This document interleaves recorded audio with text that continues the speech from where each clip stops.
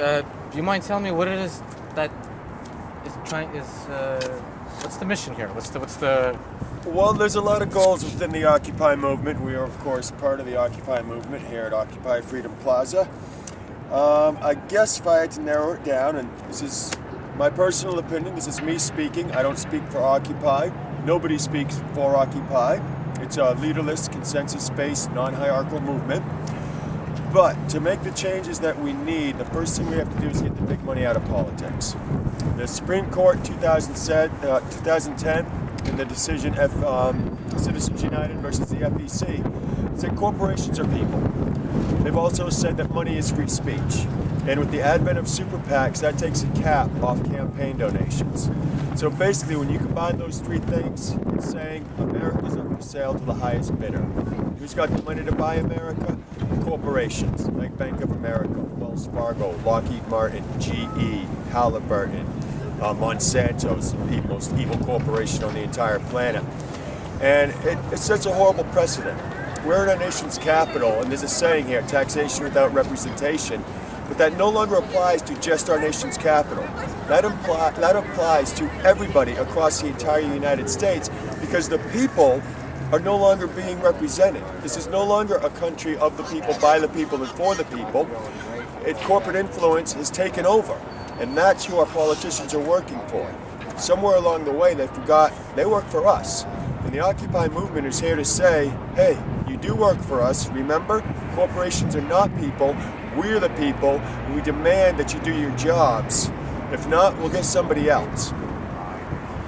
Now my question is, are you against the idea of a corporation?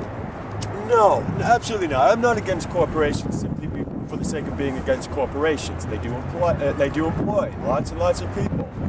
However, when corporations were first in this country, when it began, they were highly regulated. They were told what they could do, how long they could operate, how much capital they could use, and it was for public services like bridges and railroads and things of that nature. Somewhere we forgot and just let the corporations get out of hand and essentially buy America. And that's what they're doing right now. I mean, when you see tens of millions of dollars funneled to these congressmen and the senators and the president with these super PACs, it takes the voice, it silences the voice of the people, basically, because they no longer work for us. All the legislation that's passed, I mean, a lot of it comes from ALEC, the American Legislative Executive Council, that basically writes legislation in favor of the corporations. And the people are secondary, if even thought of at all, because they don't care about us anymore. They care what's going to further their careers and their bank accounts. So until we get the big money out of politics, start having publicly funded elections, get rid of the Electoral College, my personal opinion, they're just going to continue doing what is politic and not what is right. Are you summarizing that in a general statement, or in terms of saying, politicians are corrupt? They're only serving the needs of the corporations, or choose just a few? Well, because there's always that. There are a few that are very, very corrupt from the get-go. I think the majority of politicians go into the politics not just for money, but because they want to do good, because they want to change, positive change. Unfortunately, they are entering a corrupt system, which in turn corrupts them. Because the only way to succeed in that corrupt system is if you fall prey to the corruption yourself. So the vast majority of our politicians are corrupt, not necessarily by their own fault, but that's the only way they can continue to do whatever little good they can accomplish is tainted, because they have to work within that corrupt system. And it's contagious. I mean, it rubs off. I mean, it's like cynicism. Yes, they're trying to do good, but again, we got to change the system, and then we can get our leaders doing what's right instead of what's politic. Does that answer? Yeah, no, that sums it up. Just to agree, more regulation, or to begin re-regulation period, or to strengthen regulation. Transparency, and have our politicians directly accountable to the people. Basically, the legislation that's being passed now is not in favor of the people. It doesn't work for the people. It just helps to further the interests of the moneyed powers of the country. And we got to go back to what it was. I mean, there's a perfect quote here. You should look at it. It's one of my favorite quotes. It's by Abraham Lincoln. It's like he said it yesterday, right here. I see in the near future a crisis approaching that unnerves me and causes me to tremble for the safety of my country. Corporations have been enthroned, and an era of corruption in high places will follow, and the money power of the country will endeavor to prolong its reign by working upon the prejudices of the people until all wealth is aggregated in a few hands and the republic is destroyed. That's what we're working towards right now. I mean, country is being sold out, right out from under us. But I tell you what, for those people that think they can buy America, you better keep the receipt because it's getting returned to the people. That's why Occupy is here, to take our country back. Abraham Lincoln was a previous United States president. One of the best. A lot of the Republican politicians like to quote him quite a bit, but I don't think they really pay attention to what he said. Well, he signed the Emancipation Proclamation, which declared all slaves of the states to be free men, the black slaves generally. Unfortunately, slavery is being reintroduced to this country now too. And the reason I say that is because we privatize all our public services, one of our public services being the penal system, the prison system. Well, now we have privatized prisons. So the goal is no longer rehabilitation or paying one's into society. Again, it's private. The objective is to make money at any cost.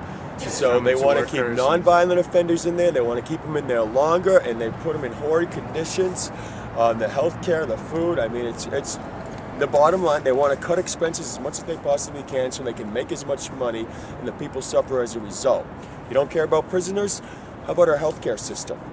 Another public service, should be anyway. I have a friend whose mother died just a little over a year ago, this past December. They were rich, okay? They had money. They also had a private health care plan. Somebody sitting behind a desk decided it was more cost effective to let her linger than die than treat her and make her well. We privatize our schools. Yeah, and again, children suffer, our future suffers. You know, this is going to be a better country when the schools get all the money they need and the Air Force has to have a bake sale to buy a bomber. Then this will be a better country. I agree with him. I'm pro national health care that's run through tax money alone. Exactly. And people will call that, oh, that's socialism. You can't have that here. That's socialism. Well, we're already living in socialism, corporate socialism. And the simple matter is that we are the only major country in the world that does not provide health care for all its citizens. And that's wrong. You know, everybody should have access to decent health care. Everybody should have access to decent education. Everybody should have access to quality housing. But people are suffering. Plato, I believe it was, said the ideal republic is one where the middle class is the largest and the strongest. We seem to be working towards just the opposite. We have a disappearing middle class, where we have a few people on top making ungodly amounts of money, while people are getting poorer and poorer down the other end. Our cost of living wages have not gone up since 1978. But are you against that idea that somebody could go from nothing to just billions of dollars? Absolutely not. I'm not against people being rich, right? There's nothing wrong with that. This is the land of opportunity. That's wonderful. But there's got to be some constraint. I mean, CEO in 1980, the average CEO of a company made 42 times the amount of money as his average worker. Today, the average CEO makes 343 times that of his average worker. It's the disparity of wealth. It's the inequality. And they want to turn this country back into a serfdom with just the masses of people doing work for their emperors and their kings, and they're enthroning themselves. And we're saying, no, this is the United States. We want to keep it the land of opportunity for all. Capitalism is not a game that should be won. Should be something that would benefit all the people, and it's not right now. It's being abused. Well, how would you propose to I guess, to set a standard for it? In the case of, for instance, one day I decide to sell hot dogs on the corner. It picks up, business is good. I hire somebody, he starts selling hot dogs on a different corner. Picks up again. Now I hire 10 people to sell hot dogs. Picks up again. Now I hire 1,000 people to sell hot dogs. Before you know it, on every corner of the street, somebody's selling my hot dogs. then I expand to the whole world. And in every possible place and every possible corner, there's somebody selling my hot dogs. And at that point, I would imagine that I would be in a serious position of extreme wealth. Now, that's what I'm trying to. If there's a and that's fine. If you make your riches in a legitimate way, hey, wonderful. However, like our banks, if you're going to make your billions by forging foreclosure documents, by perjuring yourself before Congress, by gambling with the economy, by selling derivatives and things of that nature, that's wrong. A family loses their home every 74 seconds in this country. And a lot of them are because of forged foreclosure documents, robo-signing. There are people foreclosed on that own their homes outright. I mean, what they're doing is absolutely, it's criminal. I mean, they perjured themselves before Congress and forged foreclosure documents. But do any of them go to jail? No. Some of them pay fines. But that's like saying, okay, it's okay to steal $1 billion if you pay $5 million of it back. However, those families that get them thrown out on the streets, one of them goes to steal a loaf of bread because their kids are hungry, they're going to jail. But you can steal millions upon millions upon millions of dollars and pay no penalty. Quite the opposite. Get rewarded with multi-million-dollar bonuses after we bail them out. It is horrendous. These people should be prosecuted and jailed. Nobody is above the law. They seem to think they are, but that's what we're going to change. A Congress is above the law. They've been insider trading for years. They have privy to information, and they use it to increase their wealth and power. Martha Stewart went to jail. Okay? But if you're a member of Congress and you write the laws, insider trading's perfectly fine and legal. I mean, there's a lot of corruption going on in this town. We're here to change it. Let me just state that about the insider trading. Basically, to sum it up, when the politicians, if they were to make legislation about a certain corporate company that deals with stocks and things in that nature, and they know how they're going to be voting on that piece of legislation, and they know how their peers, colleagues are going to be voting on that piece of legislation, and if they own a piece of that corporation or company, and they know that passing this legislation is going to impact the stock value of the particular company, they could make the decisions beforehand and do something called insider trading. Is there anything else that you'd like to say? That's about it. I mean, I touched on the main issue, getting the big money out of politics, because that's how we're going to have to start making some of the other changes. But there are more issues facing it. But it's all kind of tied into the economy. But we wage illegal wars for profit. I mean, this Iraq war was completely unnecessary. Saddam Hussein, yes, evil dictator, we get it. But he was running a secular government in the Middle East. Al-Qaeda hated him as much as they hated the United States. We got rid of his weapons of mass destruction in the 90s after he gassed his own people. The American public went to war based on a complete lie that was sold to them by a controlled corporate media. Why? Because war is a racket. It makes money for the likes of Halliburton and Lockheed Martin. And now over 6,000 American soldiers are dead. Tens of thousands of innocent Iraqis are dead. These people have no conscience. They will actually go to war and put hundreds of thousands of lives at risk for profit.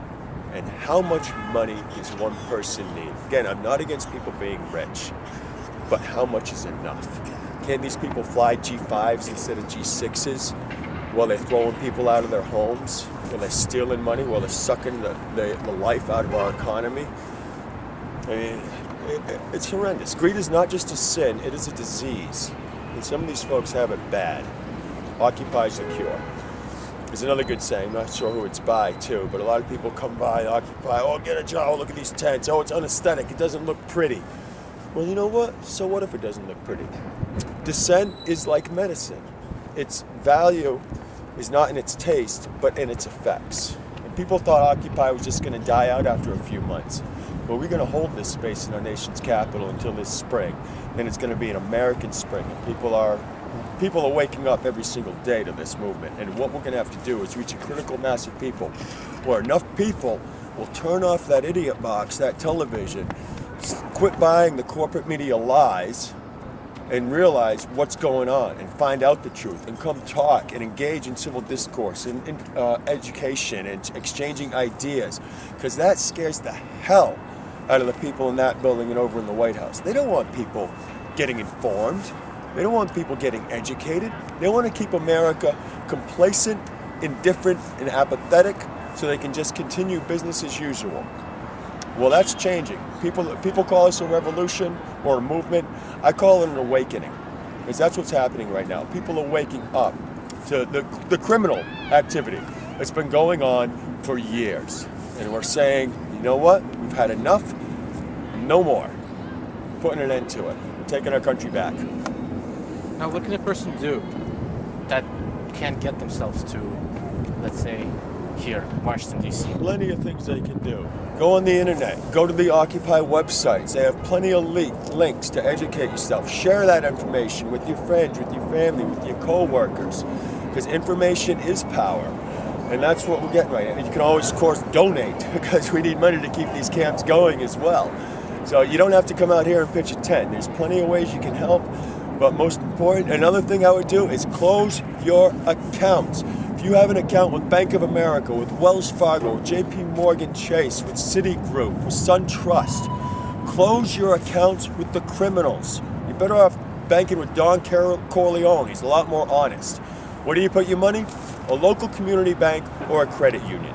They create jobs. They rebuild communities. These big banks are only concerned about making money for their CEOs and shareholders. So again, close your accounts with the criminals. Another thing I would encourage people to do is register independent, because every 4 years, it's the same thing. We have, oh, it's the Republicans' fault. Oh, it's the Democrats' fault.